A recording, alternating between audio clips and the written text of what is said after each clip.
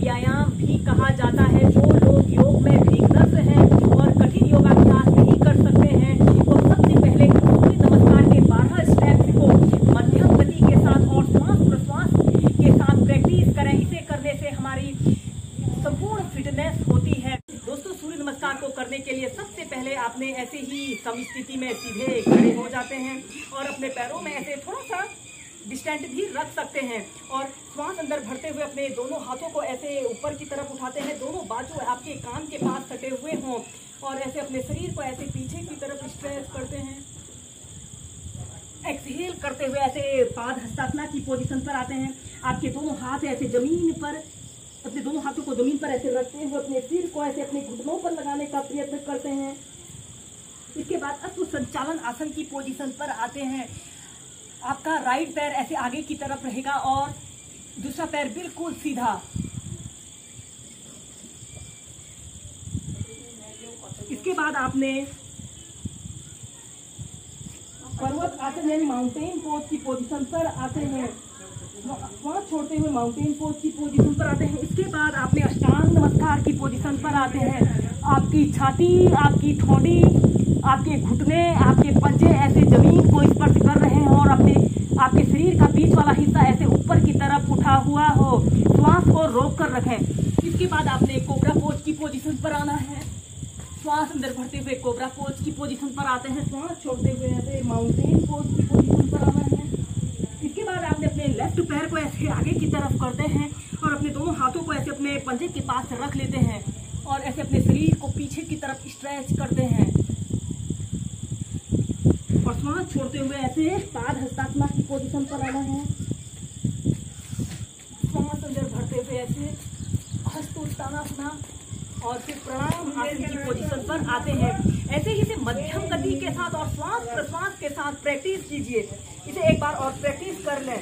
सबसे पहले आपने ऐसे ही समस्थिति में सीधे खड़े हो जाते हैं और अपने दोनों हाथों को ऐसे अपने पास भागों से ले जाते हुए ऐसे प्रणाम मुद्रा में ले आते हैं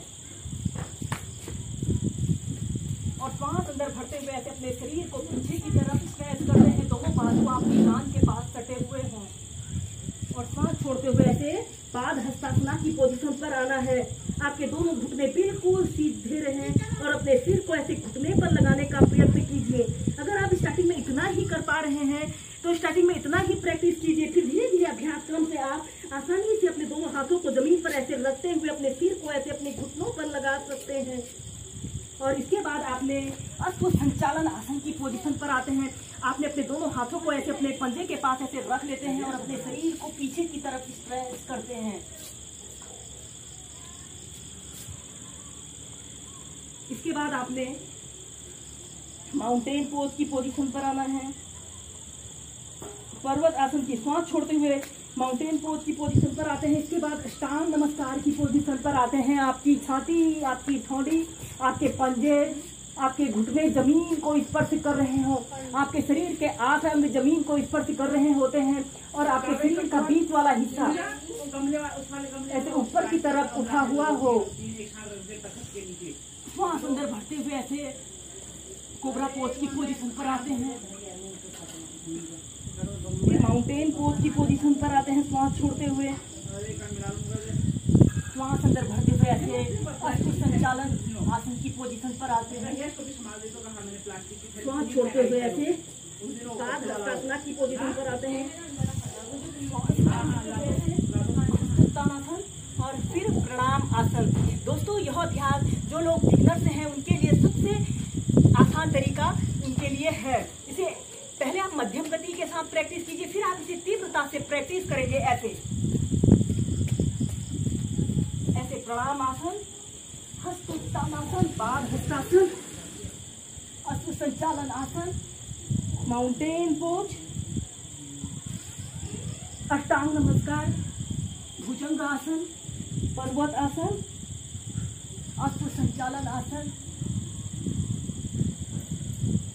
पाद हस्तासन, हस्तोत्तानासन, प्रणाम आसन।